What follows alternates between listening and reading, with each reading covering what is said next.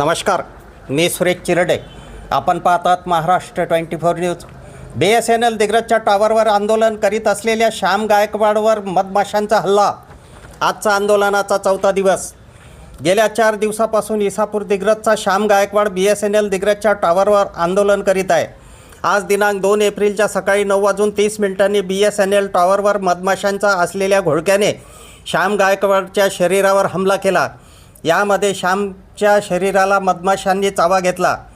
प्रसंगावधान साधून श्यामजवळ असलेले रिकामे धान्याचे पोते असल्याने श्याम गायकवाडने त्या पोत्यात स्वतःचे शरीर झाकले.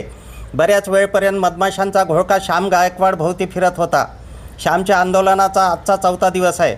श्यामच्या शरीरावर मधमाशांनी चावा घेतला, त्यामुळे त्याच्या शरीराला जखमा झाल्याचे कळते. डॉक्टरांच्या सल्ल्याने श्यामपर्यंत औषधी प्रशासनाने पोहोचावी अशी श्यामने मागणी केली आहे.